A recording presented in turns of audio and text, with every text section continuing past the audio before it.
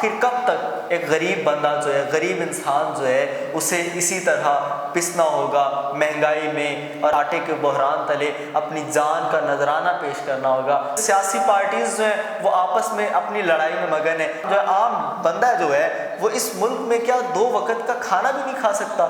اس اسلامی سلطنت میں اس وقت کوئی غریب انسان نہیں۔ اسلامی لشکر پوری دنیا میں گھوم رہا ہے۔ جو لوگ قرض دار ہیں ان کے قرضے ادا کیے جائیں، اس مال سے گندم کی خریداری کی جائے اور اس گندم کو پہاڑوں کے اوپر بکھیر دیا جائے۔ وہ تمہارا تعلیمی، سماجی، سیاسی، معاشی نظام کہاں ہے؟ چند ڈالروں کے پیچھے انگریزوں کے تلوے چاٹنے کو ریاست اسلام و سیرت نبوی نہیں کہتے۔ انگریزوں کے اس کرپٹ نظام کو اٹھا کے کیوں نہیں پھینک دیتے؟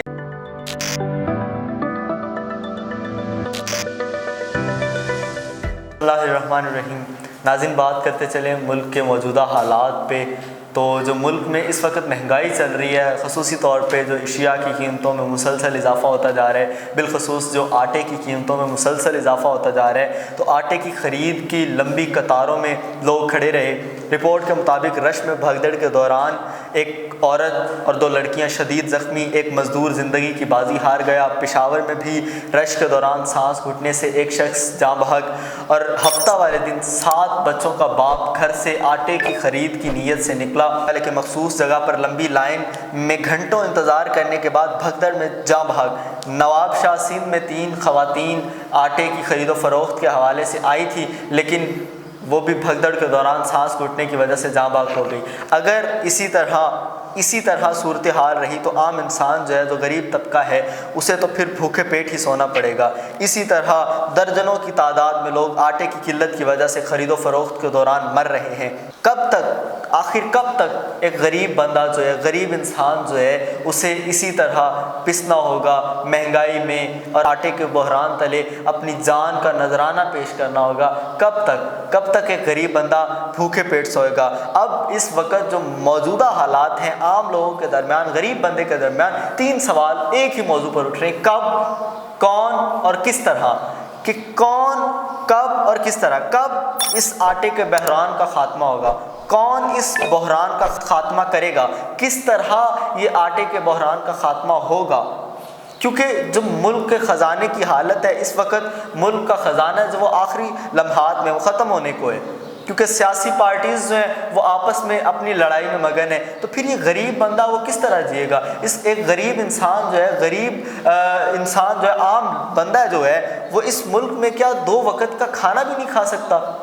حضرت عمر بن عبدالعزیز، ان کا واقعہ جو وہ ذہن نشین آپ کے ہوگا، میں دہراتا چلوں کہ ان کے پاس زکوٰۃ کا مال آتا ہے، تو وہ کہتے ہیں کہ زکوٰۃ کا مال اضافی ہوتا ہے، تو وہ کہتے ہیں کہ اسے غریب بندوں میں تقسیم کر دیا جائے۔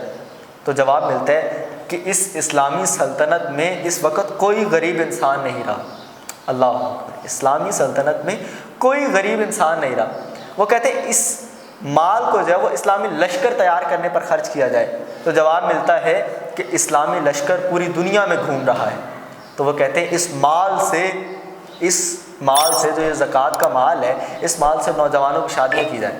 تو جواب ملتا ہے کہ تمام خواہش مند نوجوانوں کی شادیاں کرنے کے بعد بھی مال بچ گیا ہے۔ تو پھر حضرت عمر بن عبدالعزیز فرماتے ہیں کہ جو لوگ قرض دار ہیں ان کے قرضے ادا کیے جائیں۔ تو جواب ملتا ہے کہ جو لوگ قرض دار ہیں ان کے قرضے ادا کر دیے گئے ہیں، پھر بھی مال بچ گیا۔ تو حضرت عمر بن عبدالعزیز فرماتے ہیں کہ جو عیسائی اور یہودی قرض دار ہیں ان کے قرضوں کو ادا کیا جائے۔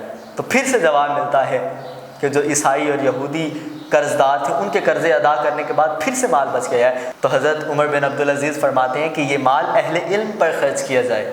تو جواب ملتا ہے کہ یہ مال اہل علم پر خرچ کرنے کے بعد پھر سے بچ گیا ہے۔ تو حضرت عمر بن عبدالعزیز فرماتے ہیں کہ اس مال سے گندم کی خریداری کی جائے اور اس گندم کو پہاڑوں کے اوپر بکھیر دیا جائے تاکہ اس اسلامی سلطنت میں کوئی پرندہ بھی بھوکا نہ رہے۔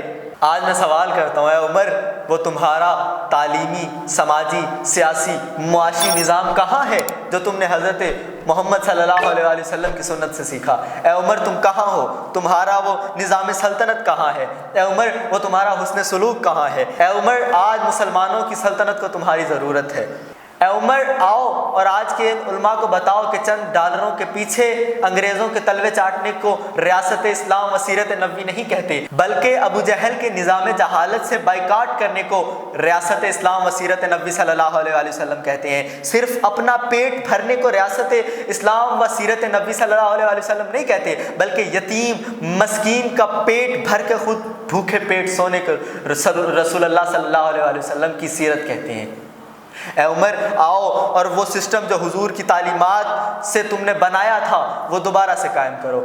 اے عمر وہ سسٹم کہاں ہے جس سسٹم سے مسلمانوں نے 1200 سال تک عروج دیکھا اور دنیا پر حکومت کی؟ آج اس سسٹم پر ہمارے علماء دین بات کیوں نہیں کرتے؟ آج ہمارے علماء دین انگریزوں کے سسٹم کی تعریف کیوں کرتے ہیں؟ آج ہمارے علماء دین حق کا ساتھ کیوں نہیں دیتے؟ آج ہمارے علماء دین انگریزوں کے اس کرپٹ نظام کو اٹھا کے کیوں نہیں پھینک دیتے؟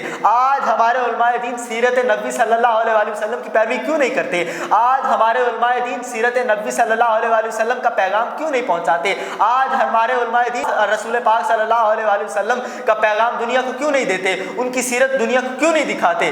اسی کے ساتھ اس ویڈیو کا اختتام کرتا ہوں کہ کام ہے میرا تغیر، نام ہے میرا شباب۔